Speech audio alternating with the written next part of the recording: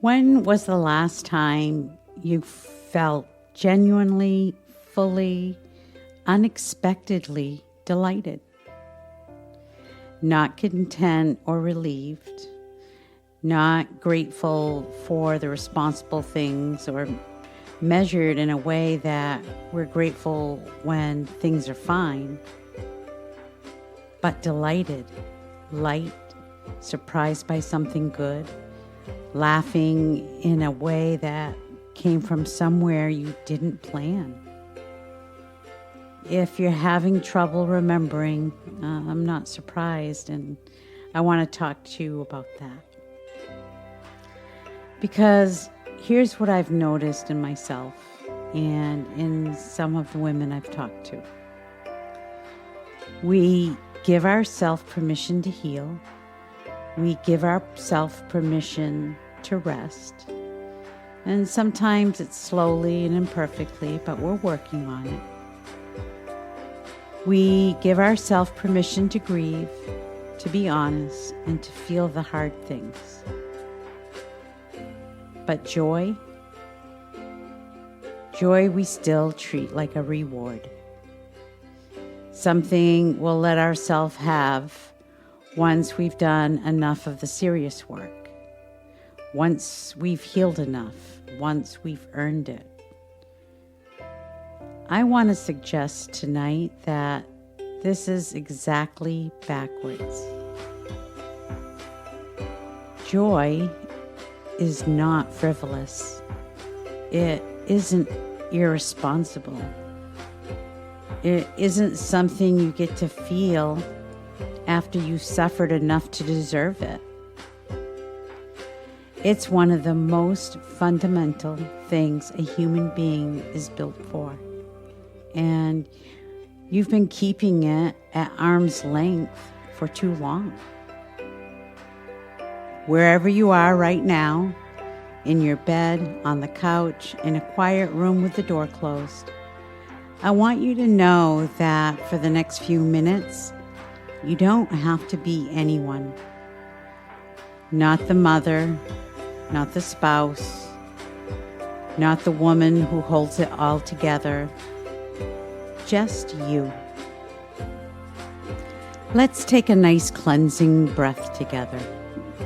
In through the nose and out through the mouth.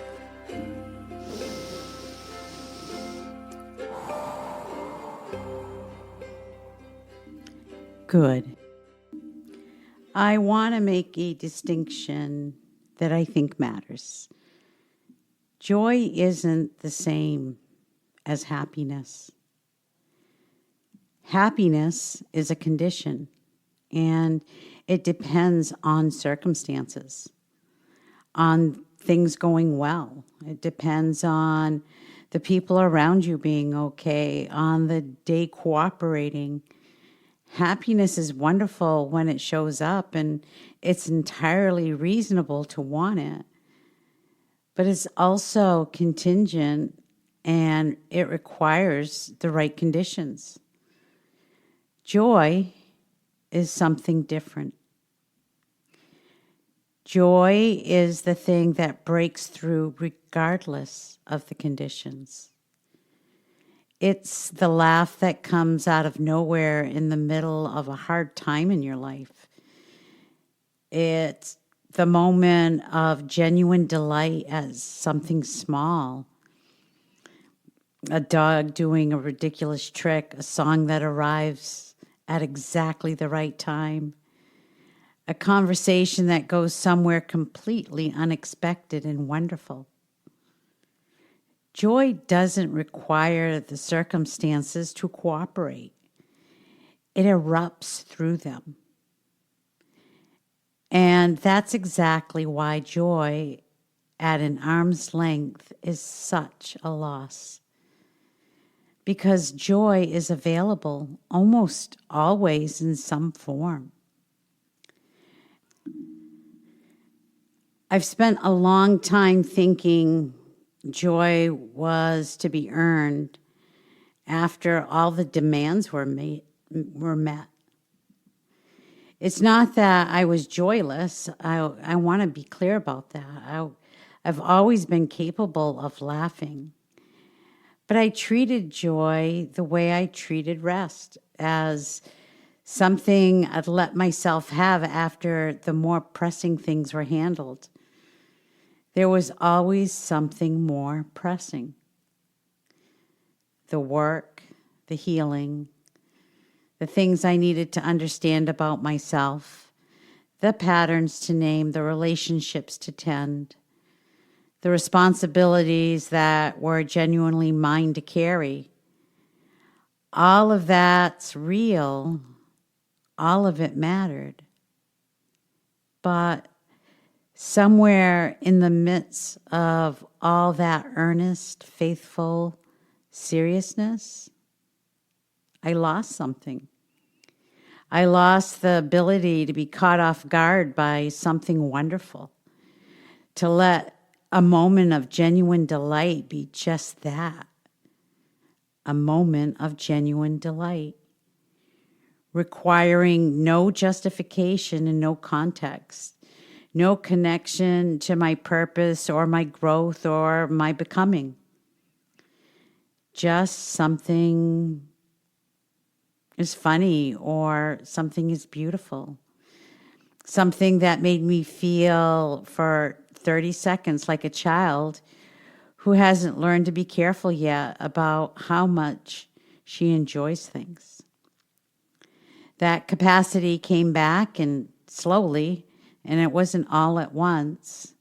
It came back as the performance loosened, as I stopped needing to be so managed and so fine and so relentlessly purposeful.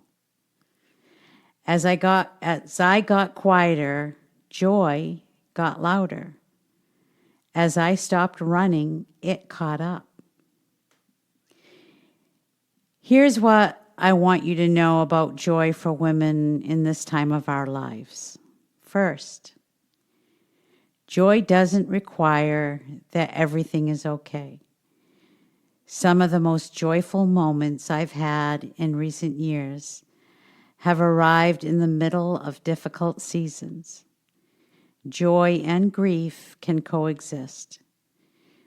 Joy and uncertainty can coexist. Joy isn't a sign that you've bypassed the hard things or that you're not taking your life seriously. It's a sign that you're fully present in it. Second, joy is often small.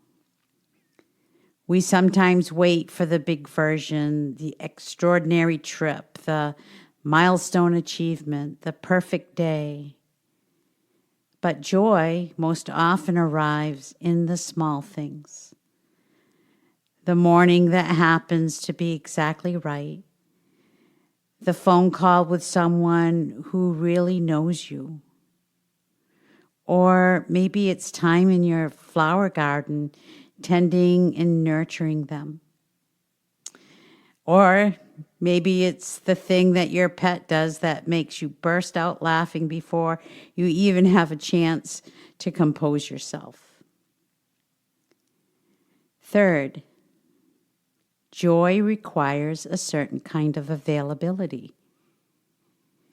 You have to be present enough to let it land.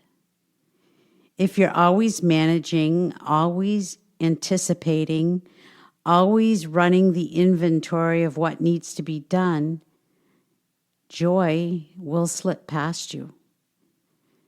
And it's not because it wasn't there. It's because you were too busy to notice it.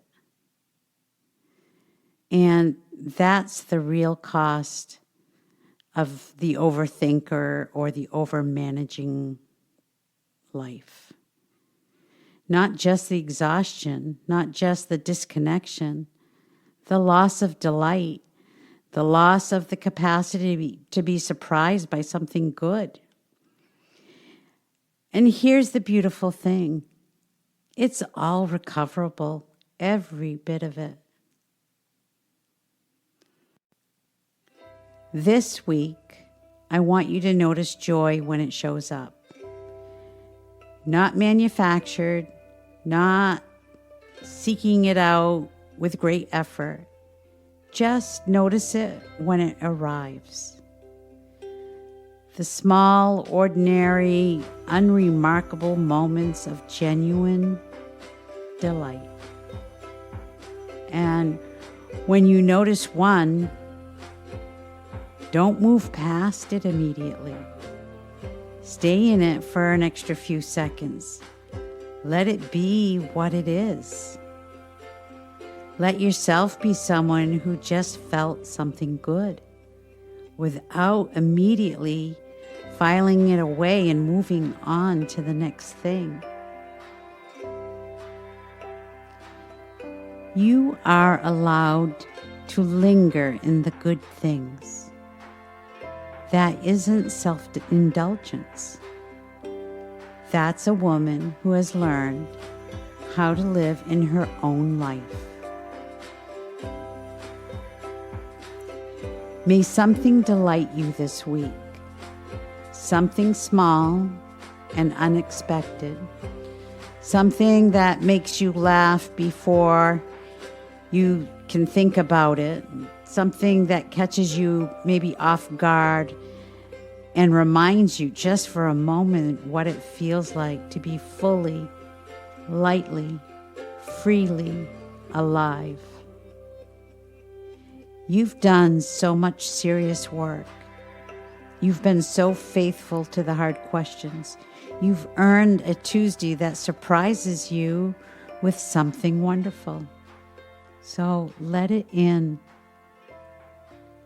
Rest well tonight, and I'll see you in the next episode.